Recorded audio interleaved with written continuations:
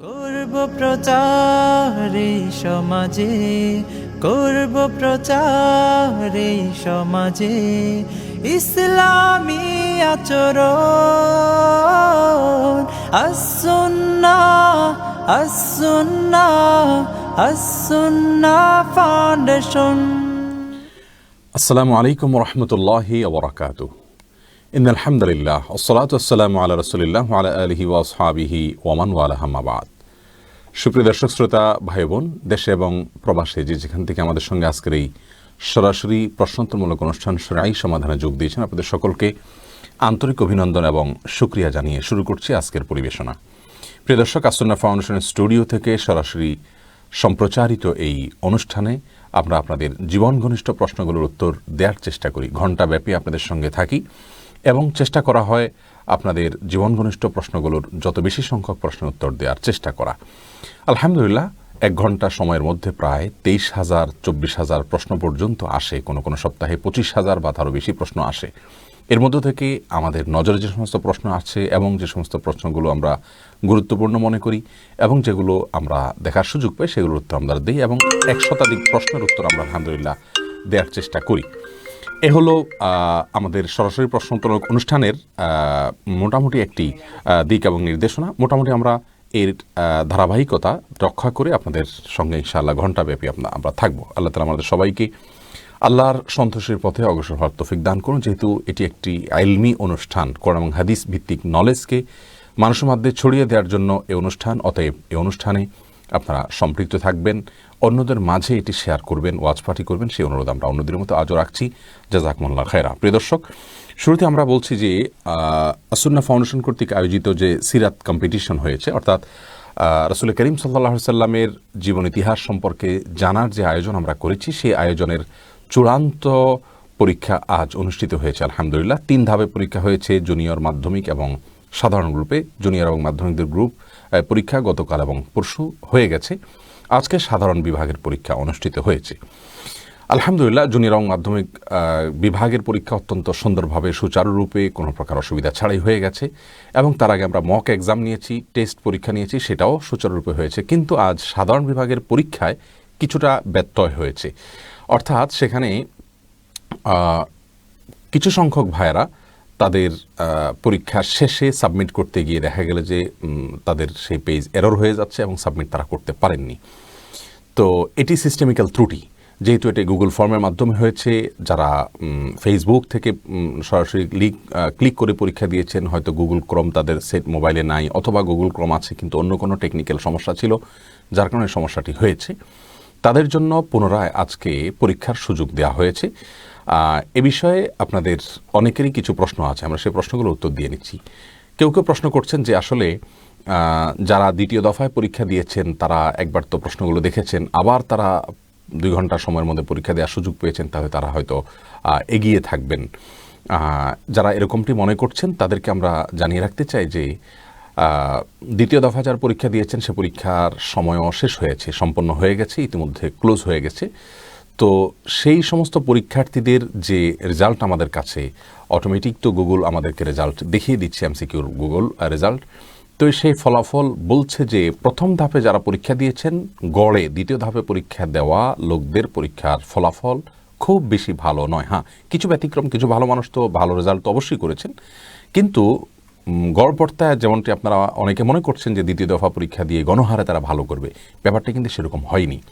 এটি হলো প্রথম কথা। দ্বিতীয় কথা হলো যে আমরা দ্বিতীয় দফায়, অর্থাৎ শর্ট কোশ্চেন অ্যান্সারের জন্য, যেটা আগামী 8 তারিখে ইনশাআল্লাহ অনুষ্ঠিত হবে যথাসম্ভব, যেটা ঘোষণা হয়েছে, সেটার জন্য আমরা 1500 লোককে বাছাই করব বলেছি। প্রয়োজনে আপনাদের যেহেতু আপত্তি আছে অনেকের, আমরা সেটাকে বাড়িয়ে 2000 বা 3000 লোককে সুযোগ দেব, কোনো অসুবিধা নেই।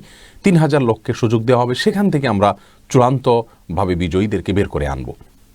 তাহলে সেক্ষেত্রে সুযোগটাকে আমরা যদি ডাবল করে দিই, তাহলে তো আর মানে কেউ বাদ পড়ার যে ভয় রয়েছে সেটা অনেকখানি কমে যাবে। কারণ 1500 লোককে আমরা বাছাই করব বলেছি, আমরা 3000 লোককে বাছাই করে সুযোগ দেব দ্বিতীয় দফায় পরীক্ষা দেওয়ার, বা 2000 লোককে, 2500 লোক, অর্থাৎ যতটা বাড়ানো যায় আমরা চেষ্টা করব ডাবল পর্যন্ত সেটাকে বাড়ানোর। তাহলে সেক্ষেত্রে আপনার জন্য সুযোগ ইনশাআল্লাহ বেড়ে যাবে।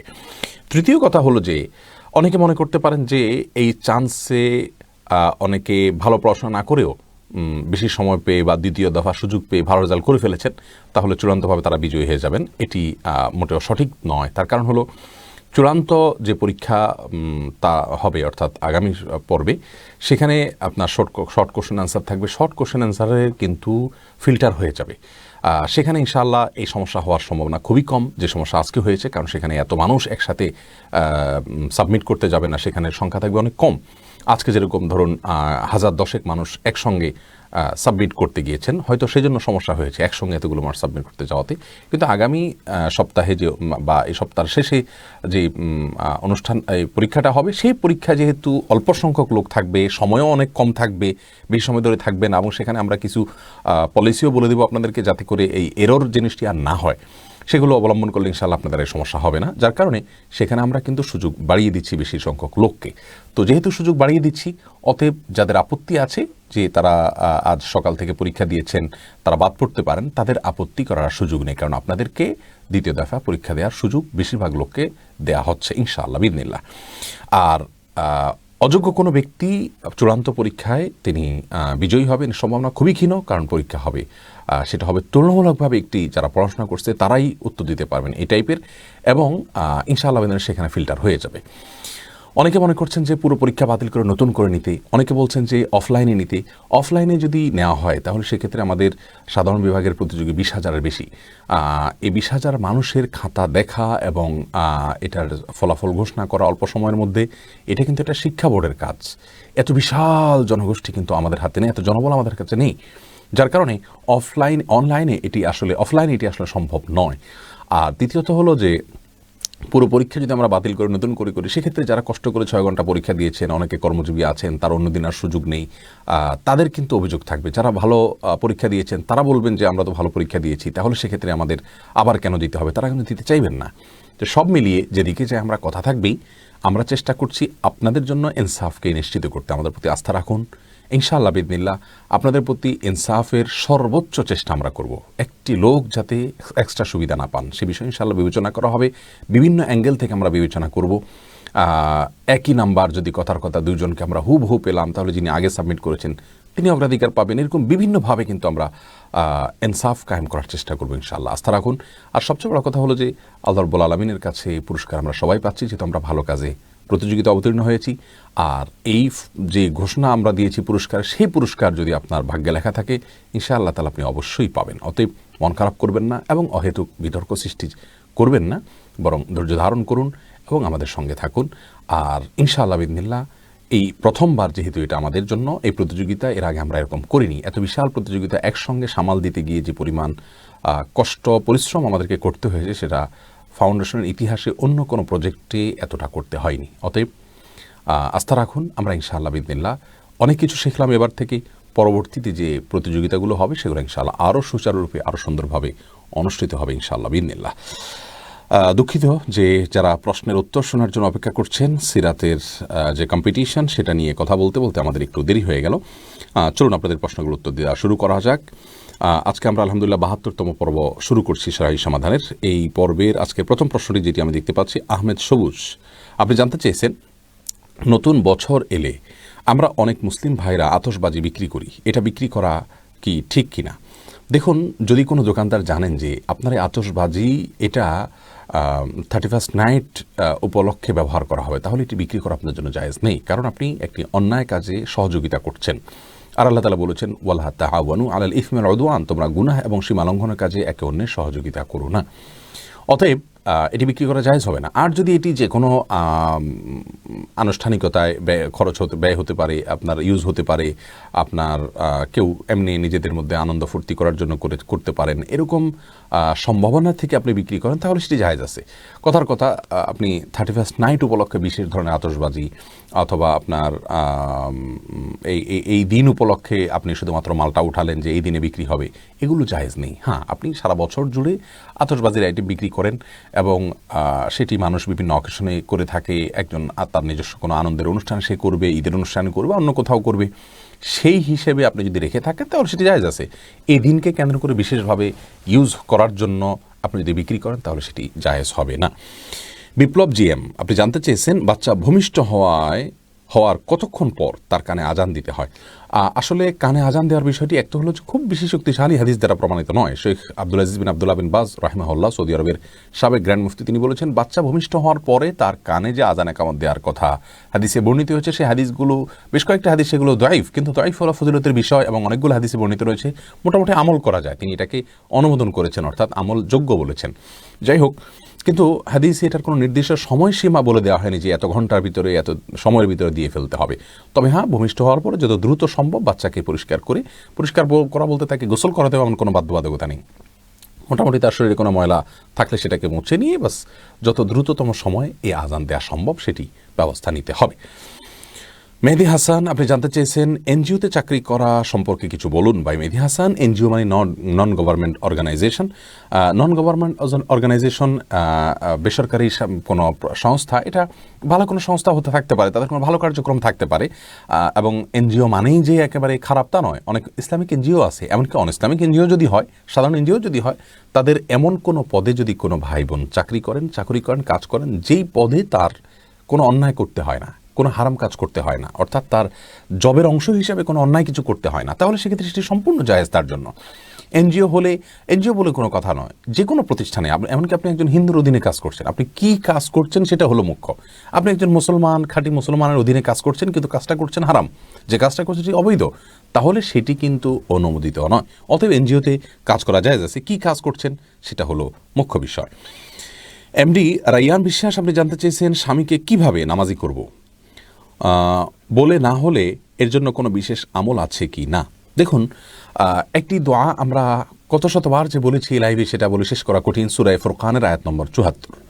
এই আয়াতে আল্লাহ রাব্বুল আলামিন আমাদেরকে শিক্ষা দিয়েছেন কিভাবে আমরা আমাদের পরিবারের সদস্যদেরকে, আমাদের জীবন সঙ্গিনীদেরকে আল্লাহর পথে আহ্বান করব, আল্লাহর পথে যেন তারা আসে, সেজন্য আল্লাহর কাছে দোয়া সাবমিট করব। সে দোয়া শিক্ষা দিয়েছেন আল্লাহ তাআলা, সেটা আপনি পড়বেন অর্থ বুঝে। রব্বানা হাব লানা মিন আজওয়াজিনা ওয়া যুররিয়াতিনা কুররাতা আয়ুন ওয়াজআলনা লিল মুত্তাকিনা ইমামা। এই দোয়া আপনি পড়বেন আপনার স্বামীকে নেককার করবার জন্য, স্বামী যেন সালাত আদায়কারী হয়, দিনদার হয়, সেজন্য ইনশাআল্লাহ বিদিনিল্লাহ এইটুকুই নির্দিষ্টভাবে হাদিস থেকে আমরা বলতে পারি। এর বাইরে দোয়া কবুলের যে সময়গুলো আছে, সিজদা, নফল সালাতে, আপনি শেষ রাতে, ভোর রাতে, তাহাজ্জুদে উঠে আল্লাহর কাছে দোয়া করবেন, এগুলো সাধারণভাবে দোয়া করবেন আল্লাহর কাছে, তার হেদায়েত চেয়ে ইনশাআল্লাহ আল্লাহ তাআলা তাকে হেদায়েত দিবেন। সেই সাথে যাদেরকে দিয়ে বোঝালে সম্ভব মানে তাকে কনভিন্স করা সম্ভব হবে, তাদেরকে দিয়ে আপনি বোঝাবেন ইনশাআল্লাহ। মোহাম্মদ রায়হান, আপনি জানতে চেয়েছেন আমি সাউথ আফ্রিকা থাকি এবং চাকরি করি ভাইয়ের দোকানে। ভাই যদি হারাম উপার্জন করেন তাহলে ভাইয়ের সাথে থাকা যাবে কি না। দেখুন, আপনার উপার্জন যদি সম্পূর্ণ আপনার মতো হয়, আপনি হালাল উপার্জন করছেন, আপনার ভাই হারাম উপার্জন করছেন, একসঙ্গে শুধুমাত্র থাকছেন, তাহলে সেটি নিষিদ্ধ নয়। আপনার উপার্জন আপনি ভোগ করছেন, তার উপার্জন তিনি ভোগ করছেন, তার হারাম উপার্জন আপনি ভোগ করছেন না, তাহলে সেক্ষেত্রে একসঙ্গে বসবাস করাতে কোনো অসুবিধা নেই। তবে এমন যেন না হয় তার সঙ্গে থাকতে থাকতে হারাম উপার্জনের দিকে আপনিও ধাবিত হয়ে যান, এরকম কোনো আশঙ্কা যেন না থাকে, সেদিকটা খেয়াল করতে হবে। এরপর এমডি ফয়সাল, আপনি জানতে চেয়েছেন মসজিদে দুনিয়াবি কথা বলা নিষেধ, এ বিষয়ে কি একটু ক্লিয়ার করবেন। দেখুন, মসজিদে দুনিয়াবি জায়গায় দুনিয়াবি কথাবার্তা বলা নিয়ে ইখতিলাফ রয়েছে ওলামা একরামের মধ্যে। যদি আপনি মসজিদে দুনিয়াবি কথাবার্তা বলেন, তাহলে সেক্ষেত্রে সেই কথাবার্তার ধরন কি, তার প্রকৃতি কি, তার সাথে দিনের কোনো সম্পর্ক আদৌ আছে কি না, এই বিষয়গুলোর উপর অনেকটা ভেরি করবে আপনার এই দুনিয়াবি কথা বলাটা। সাহাবা ইকরাম রাদিয়াল্লাহু আজমাইন, বিশেষ করে আপনার খোলাফায়ে রাশেদাদের অনেকেই কিন্তু মসজিদে বসেই তারা বিভিন্ন ঘটনার সুরাহা করেছেন এবং রাষ্ট্রীয় বিভিন্ন কার্যক্রম কিন্তু তারা সেখান থেকে পরিচালনা করেছেন। এগুলোকে আপনি দুনিয়ার কাজ বলতে পারেন। উদ্দেশ্যের উপরে ভ্যারি করে এটা অনেকটা চেঞ্জ হয়ে যাবে। তবে হ্যাঁ, বিনা প্রয়োজনে দুনিয়াবি কাজ এবং নিছক দুনিয়াবি কাজ যেমন কেনা বেচা এবং খোশগল্প, এগুলো মসজিদে করা জায়েজ নেই। মোহাম্মদ রাইহান, আপনার প্রশ্ন উত্তর দিয়েছি। নুসরাত জাহান লাইজু, আপনি জানতে চেয়েছেন বিয়ের পর মেয়েদের বাবা মায়ের প্রতি দায়িত্ব কতটুকু। আসলে অফিসিয়ালি সেরকম কোনো দায়িত্ব কিন্তু নাই মেয়েদের প্রতি, বাবা মায়ের প্রতি মেয়েদের উপরে। কারণ হলো যে বাবা মায়ের ভরণ পোষণের দায়ভার সম্পূর্ণরূপে ইসলামী শরিয়া ন্যস্ত করেছে ছেলেদের উপরে, মেয়েদের উপরে নয়। ছেলেরা বাবা মায়ের দায়িত্ব বহন করবেন। মেয়েরা যদি তাদের ফিনান্সিয়াল দায়িত্ব তাদের উপরে আসে না, তারা যদি তাদের ফিনান্সিয়াল অ্যাবিলিটি থাকে সেখান থেকে ভাইরা না দেয়, তাহলে সেক্ষেত্রে অবশ্যই তারা সে দায়িত্ব পালন করবেন। কিন্তু তাদের ফিনান্সিয়াল নিজস্ব কোনো অ্যাবিলিটি নাই, তাহলে বাধ্য হয়ে তারা যে বাবা মায়ের সেবা দিতে হবে বা বাবা মাকে আপনার খাবার দিতে হবে এবং তাদের খরচ খরচার টাকা দিতে হবে, এরকম কোনো কথা নেই। অতএব ফিনান্সিয়াল দিক থেকে তাদেরকে সাপোর্ট দেওয়া ইসলাম শরীয়তের দৃষ্টিকোণ থেকে এটা বাধ্যবাধক নয় তারা। তবে শারীরিকভাবে তাদেরকে সময় দেওয়া, তাদের সেবা করার চেষ্টা করা, তাদের খেদমত করার চেষ্টা করা, এটা তো যতটুকু তৌফিকে কুলায় সমন্বয় করে স্বামী সংসারের সাথে তারা করবেন। তবে বাধ্যবাধকতা মূলত ছেলেদের জন্য। এরপরে প্রশ্ন করেছেন মিফতাহুল জান্নাত কৃপা, আপনি জানতে চেয়েছেন সম্পর্ক নষ্ট হওয়ার সম্ভাবনা থাকলে কি জন্মদিনের অনুষ্ঠানে যেতে পারবো? পারবেন।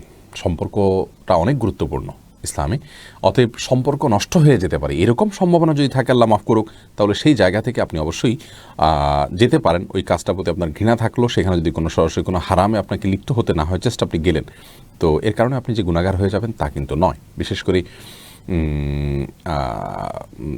এ ধরনের স্পর্শকাতর যদি হয় যে সম্পর্ক ছিন্ন হয়ে যাবে, সেক্ষেত্রে দিলরুবা মেহেরুন প্রধান, আপনি জানতে চেয়েছেন সহবাস করার পর পবিত্রতা অর্জন না করে মারা গেলে কি গুনাহ হবে?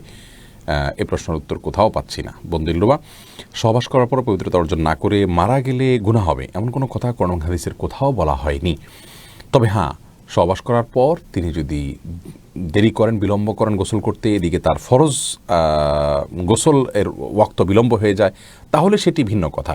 আর যদি ফরজ গোসলের যে ওয়াক্ত সেটি যদি তার বিলম্ব না হয় এবং ফরজ গোসল তিনি করেছেন অথবা ফরজের সালাতের ওয়াক্তই এখন নাই, তার আগেই তিনি মৃত্যুবরণ করেন, কথার কথা এসার পরে সহবাস করলেন, গোসল করবেন, শুয়েছেন, ফজরের ওয়াক্ত হওয়ার আগে আগে তার মৃত্যু হয়ে গেছে, এই জন্য তার কোনো গুনাহ হবে না। কিন্তু আল্লাহ মাফ করুক, তিনি যদি সালাতকে বিলম্ব করে ফেলেন গোসল না করে, তাহলে সেক্ষেত্রে এটি গুনাহের কারণ হবে। অতএব শুধু সহবাস করে আপনার মারা গেলে গোসল না করে এর কারণে কোনো গুনাহ হবে না, কারণ সহবাস করার পরপরই গোসল করা ফরজ নয়। রাসূল আকরাম সাল্লাল্লাহু আলাইহি ওয়াসাল্লাম অনেক সময় সহবাসের পরে অজু করে তারপর শুইতেন বা অন্য কোনো কাজ করতেন, তাহলে বোঝা গেল যে গোসল কিছুটা বিলম্ব করা, অর্থাৎ পরবর্তী ওয়াক্তের সালাতের আগ পর্যন্ত বিলম্ব করা জায়েজ আছে।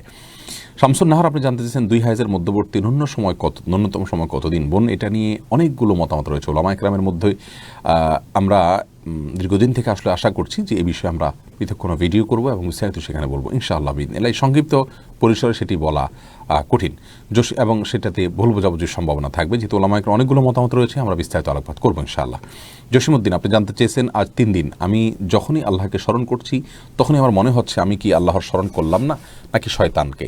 যেমন যদি বলি আলহামদুলিল্লাহ, তখন মনে হচ্ছে আমি কি আল্লাহ শুকরিয়া আদায় করলাম নাকি শয়তানের। এখন আমার প্রশ্ন হলো, এটা কেন হচ্ছে? আগে এরকমটা হতো না, এটার জন্য আমি কি গুনাহগার হচ্ছি? ভাই জসিমউদ্দিন, এর কারণে আপনি মোটেও গুনাহগার হচ্ছেন না, এটা শয়তানই আপনার মধ্যে করাচ্ছে। আল্লাহ রাব্বুল আলামিনকে আপনি শুকরিয়া আদায় করছেন, আবার শয়তানকে করছি কিনা এটা তো মনে আসার কোনো প্রশ্ন নাই, এটা শয়তানই আপনার মনের ভিতরে উদ্রেক করছে, এটাকে একদম পাত্তা দিবেন না। এটা ওষুধ হলো আপনি এটাকে পাত্তা না দেওয়া, বরং এটাকে সম্পূর্ণরূপে এড়িয়ে যাওয়া।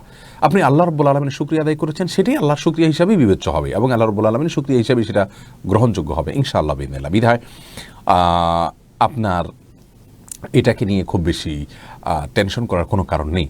আর সেই সাথে আপনি কোনো মানসিক ডাক্তার যদি সম্ভব হয় একটু দেখান এবং কোরআন এবং হাদিসের যে ঝাড়ফুঁকগুলো আছে সেই ঝাড়ফুঁকগুলো করেন, বিশেষ করে শয়তানকে বিতাড়িত করার জন্য 3 কুরআন আমল, আয়াতুল কুরসির আমল, এগুলো বেশি বেশি করে করেন।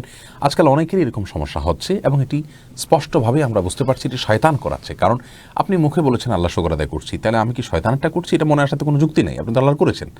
এই যে শয়তানটা করছি কিনা এই ওয়াসওয়াসা আপনাকে মনের ভিতরে শয়তান ঢুকাচ্ছে, যাতে করে আপনার ইবাদত থেকে আপনাকে দূরে সরানো যায় এবং আপনার আস্থা নষ্ট করা যায়, এই জন্য এটাকে পাত্তা দিবেন না।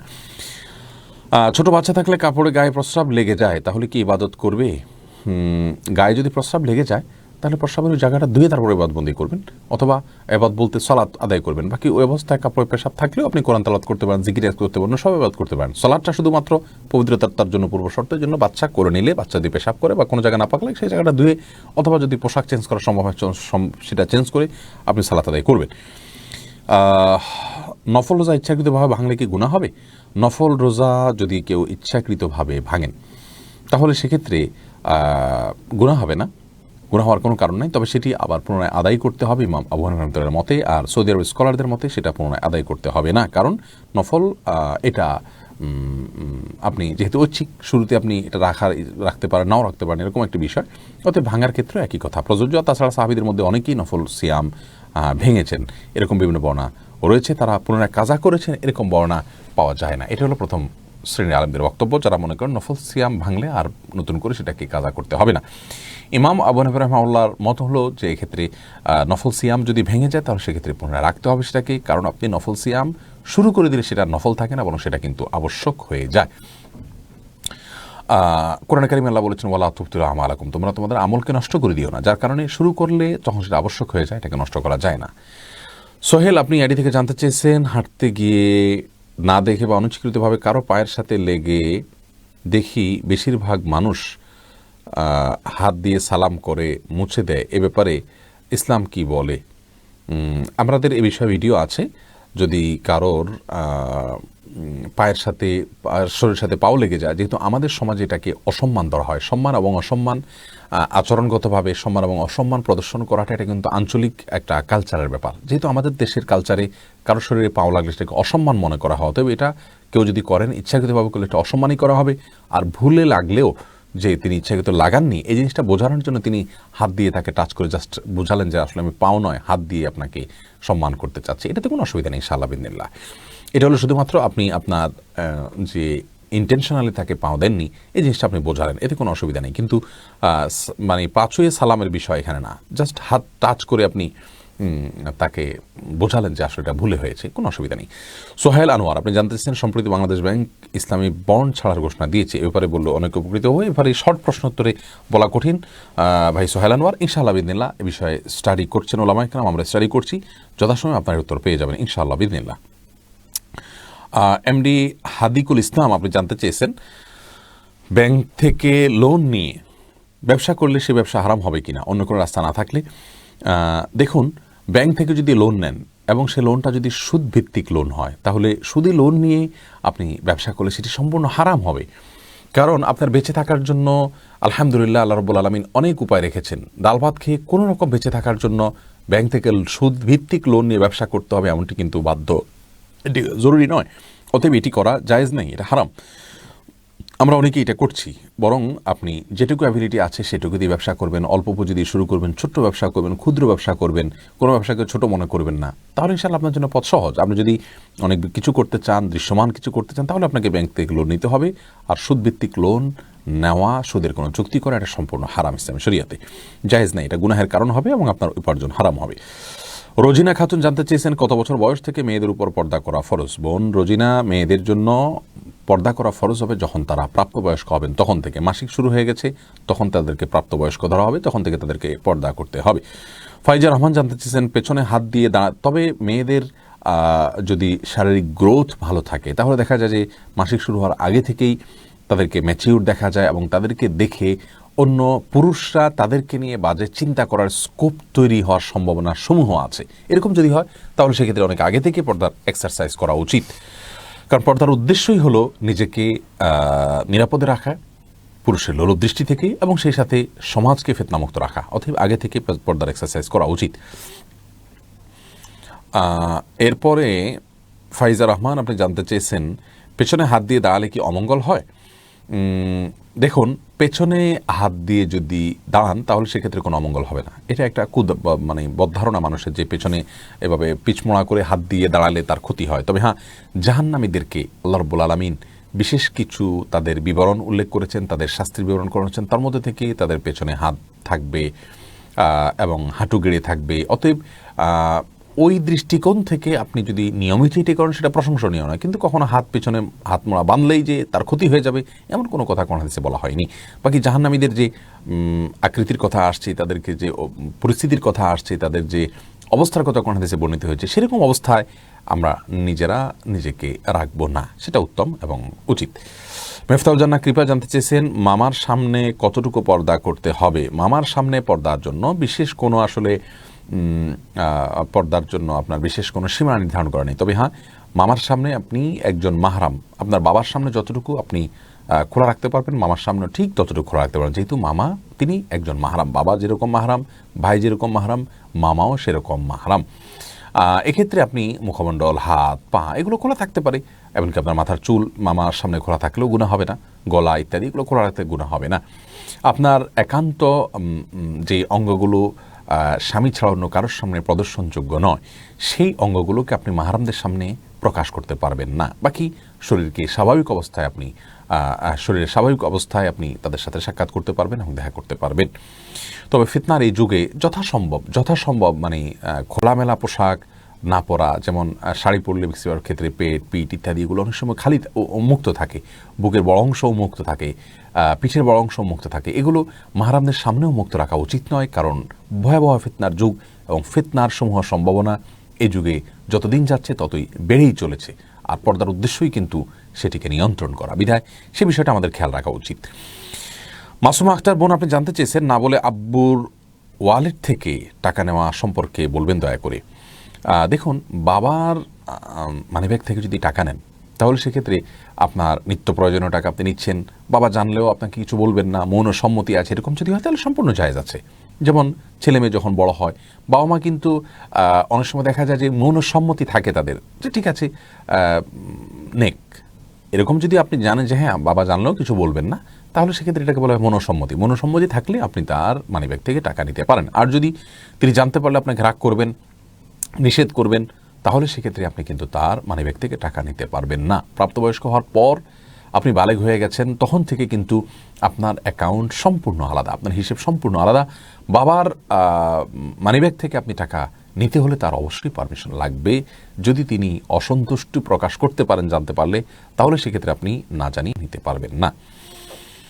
এরপরে মোহাম্মদ দিদার জানতে চেয়েছেন দোকানের জাকাতের টাকা দোকানের এমপ্লয়ারদের দেওয়া যাবে কিনা তাদের সচ্ছলতা বা বিবাহের জন্য। তাদের বেতন যদি আপনি ঠিকমতো দেন, এরপরেও তাদের যে টাকা দিচ্ছেন তা দিয়ে তাদের মাসিক ভরণ পোষণ এবং বেঁচে থাকাটা তাদের সম্ভব হয় না, কষ্ট হয়ে যায়, টানাটানি থাকে, লোন করে ফেলতে হয়, তাহলে সেক্ষেত্রে অবশ্যই তাদেরকে আপনি জাকাত থেকে অতিরিক্ত টাকা দিতে পারবেন। তবে হ্যাঁ, জাকাত দিচ্ছেন সেজন্য বেতন কম দিলেও চলছে, এরকম যদি হয়, অর্থাৎ বেতনের পরিমাণের ক্ষেত্রে এই জাকাতের একটা প্রভাব কিন্তু থাকার সম্ভাবনা বেশি, এই সম্ভাবনা যদি থাকে তাহলে কিন্তু জাকাত দেওয়া জায়েজ হবে না, সেক্ষেত্রে জাকাত আদায় হবে না।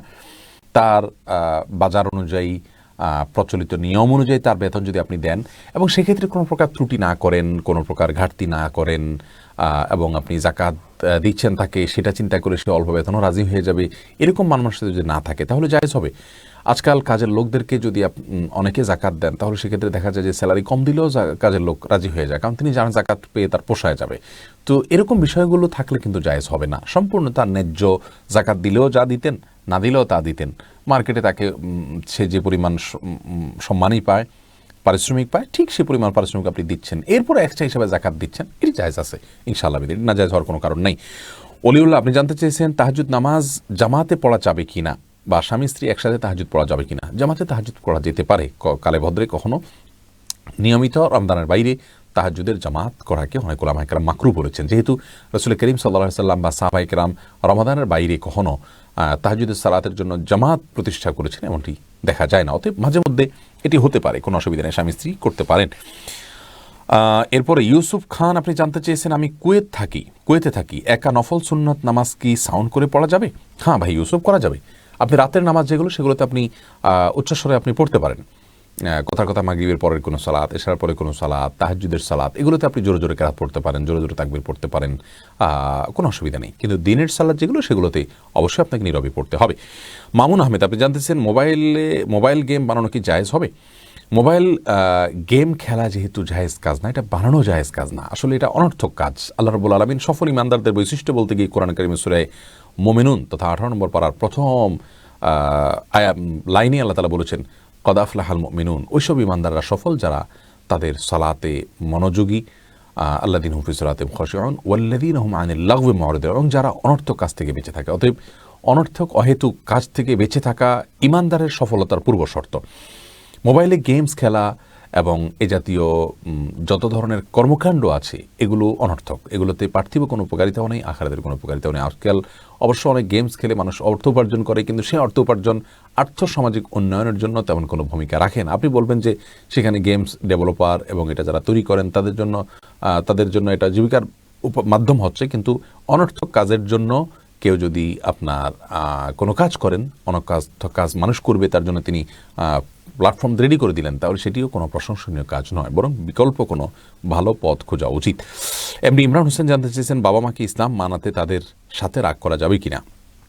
রাগ করা যাবে, সে রাগটা হবে আপনার আবদারের রাগ, যে রাগের কারণে তারা মনক্ষুণ্ণ হবেন না, যে রাগটাকে তারা এনজয় করবেন, যেটাকে বুঝবেন যে হ্যাঁ সন্তান আমাদেরকে ভালোবাসার থেকে আবদারের জায়গা থেকে রাগ করছে, মৃদু রাগ যেটাকে বলা যায়, সেটাকে আসলে সে অর্থে রাগও বলা যায় না। কিন্তু আমাদের সমাজে বেশিরভাগ মানুষ, এমনকি প্রশ্নকর্তা হয়তো সেটি বুঝিয়ে থাকতে পারেন যে বাবা মাকে ধমক দেওয়া এবং রাগ করা বলতে সিরিয়াসলি রাগ করা, এটা জায়েজ নাই।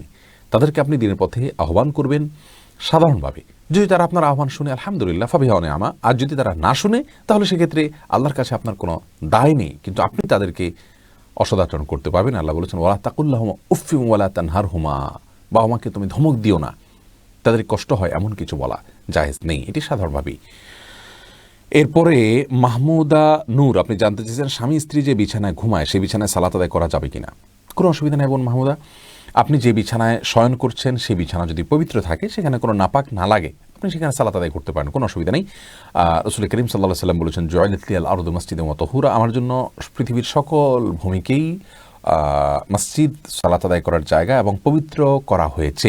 নির্দিষ্ট কিছু জায়গা যেমন উটের বাথান, কবরস্থান, এগুলোতে সালাত আদায় করা নিষিদ্ধ। বাকি আপনার বিছানায় শোয়ার বিছানায় অবশ্যই সালাত আদায় করতে পারেন, কোনো অসুবিধা নেই। তবে সেখানে কোনো নাপাক থাকে, তার নাপাকের উপরে অন্য কোনো কিছু বিছিয়ে অথবা নাপাকের অংশটাকে ধুয়ে পরিষ্কার করে পাক করে তারপর আপনি সেখানে সালাত আদায় করতে পারেন, কোনো অসুবিধা নেই। তবে মনে রাখতে হবে, বিছানা অনেক সময় খুব নরম বিছানা যদি হয়, সেখানে রুকু এবং সিজদা করতে গেলে শরীরের ব্যালেন্স ঠিক থাকে না, সালাতের ভিতরে যে দৃঢ়তার সাথে দাঁড়ানো সেটা হয় না, তারপরে যায় আপনার পুরো সিজদা করতে গেলে দেখা যায় মাথা ডেবে যায়, অর্থাৎ সালাতের যে স্বাভাবিকত্ব সেটা থাকে না। এরকম যদি এত নরম বিছানা যদি হয়, তাহলে সেখানে সালাত আদায় করাটা উচিত হবে না, মাকরুহ হবে, কিন্তু তারপর সালাত হয়ে যাবে। এইচ.এম. জহিরুল ইসলাম আপনি জানতে চেয়েছেন, আমার জানার হলো আমার স্ত্রীর দেনমোহর কমাতে পারবো কি না? ভাই জহিরুল ইসলাম, যদি দেনমোহর নির্ধারিত হয়ে যেয়ে থাকে, তাহলে এখন আপনি চাইলে কিন্তু সেটি কমাতে পারবেন না, বরং সেটি যা নির্ধারিত হয়েছে তাই আপনাকে পরিশোধ করতে হবে। এক্ষেত্রে স্ত্রী যদি আপনাকে সন্তুষ্ট চিত্তে ছাড় দেন, তিনি যদি বলেন যে না আমি ছাড় দিলাম, ওকে কোনো অসুবিধা নেই, তোমার জন্য এই পরিমাণ মহারণা আমি মওকুফ করে দিলাম, তাহলে সেটি জায়েজ আছে, সেটি আপনি অবশ্যই ভোগ করতে পারবেন, আপনার জন্য কোনো প্রকার বিধিনিষেধ নাই। আল্লাহ বলেছেন, যদি তারা কিছু ছাড় দেয় ফাকুল্লাহ মারিয়া, তারা যদি কোনো কিছু তোমরা খেতে পারো। এরপরে এমনি ইয়াকুব শরীফ আপনি জানতে চেয়েছেন, পানি সহ পুকুরের মাছ ক্রয় বিক্রয় করার বিধান কি? যখন আমি জানি না পানিতে কেমন মাছ আছে, খুব প্রাসঙ্গিক একটি প্রশ্ন, আজকাল অনেকে এরকম করে থাকেন। দেখুন, পানি সহ পুকুরের মাছ এটা বিক্রি করা ইসলামী শরীয়তের দৃষ্টিকোণ থেকে জায়েজ হবে না, এজন্য যে সেখানে কি পরিমাণ মাছ আছে জানা নাই। যা বিক্রি করছেন তার পরিমাণ যদি অজানা থাকে, তাহলে সেক্ষেত্রে সেটি ইসলামী শরীয়তের দৃষ্টিকোণ থেকে বেচা জায়েজ হয় না। তবে হ্যাঁ, সেটাকে যদি পরিমাপ করার মতো, অনুমান করার মতো আধুনিক কোনো পদ্ধতি থাকে যার মাধ্যমে আপনি পরিমাপ করতে পারবেন, অনুমান করতে পারবেন, তাহলে সেটি আপনার জন্য জায়েজ হবে ইনশাআল্লাহ তাআলা। এরপরে যে প্রশ্নটা আমি দেখতে পাচ্ছি সেটা হলো, ভাই মোহাম্মদ আব্দুল্লাহ আপনি প্রশ্ন করেছেন যে 5 ওয়াক্ত সালাতের আগে পরের সুন্নাত সালাতগুলো যদি না পড়া হয় তাহলে সেক্ষেত্রে গুনাহ হবে কিনা? দেখুন, 5 ওয়াক্ত সালাতের আগের পরের যে সুন্নাতগুলো আছে, ফরজ সালাতের আগের পরে, সেগুলো যদি কেউ না আদায় করেন তাহলে অবশ্যই গুনাহ হবে। গুনাহ শব্দের অর্থ কিন্তু ক্ষতি অবশ্যই হবে। এ অর্থে ক্ষতি হবে যে তিনি সুন্নাত ত্যাগ করলেন, রাসূল আকরাম সাল্লাল্লাহু আলাইহি ওয়াসাল্লামের সুন্নাহ প্রতিপালন করার যে সওয়াব রয়েছে তা থেকে তিনি বঞ্চিত থাকলেন, অতএব সেটা সমস্যা। সাউন্ড প্রবলেম অনেকে বলছেন, সাউন্ড কেন প্রবলেম হচ্ছে আমাদের আমরা দেখছি ইনশাআল্লাহ বিদিনিল্লাহ সাউন্ড শোনা যাচ্ছে কিনা বা অন্য কোনো অসুবিধা আছে কিনা একটু কাইন্ডলি আপনারা বলবেন। এখনো সাউন্ড প্রবলেম বলছেন সবাই, সেক্ষেত্রে সাউন্ডের কি সমস্যা আছে দেখছেন টেকনিক্যাল সাইডের লোকজন, ইনশাআল্লাহ বিদিনিল্লাহ আপনারা অনুগ্রহ করে জানাবেন যদি সাউন্ড ক্লিয়ার হয়। আমি তো সাউন্ডটা অনেকটা শুনতে পাচ্ছি, হয়তো কেটে কেটে আসছে, আমার এখানে পরিষ্কার শোনা যাচ্ছে এবং কিছুটা কেটে কেটে আসছে। আপনারাও মেহরবানি করে জানান যে সাউন্ড কি একেবারে শোনা যাচ্ছে না, না কিছুটা কেটে কেটে আসছে? যদি কিছুটা কেটে কেটে আসে সেটা আমাদেরকে জানান, আর যদি একেবারেই সাউন্ড না আসে তাহলে সেক্ষেত্রে সেটাও আমাদেরকে মেহরবানি করে আপনারা বলুন। সাউন্ড প্রবলেমটার ধরনটা একটু অনুগ্রহ করে বলুন যে কি ধরনের সমস্যা, কিছু শোনা যাচ্ছে না নাকি কেটে কেটে আসছে?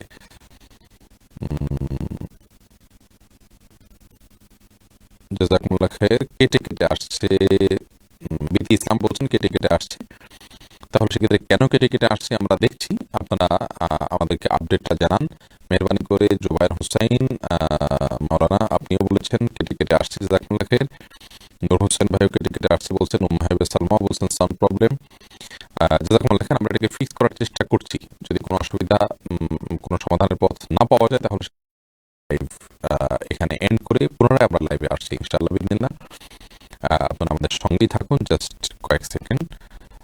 চেষ্টা করছি আমরা যে এটার সমস্যা নির্ধারণ করা যায় কিনা। জাযাকুমুল্লাহ খায়ের।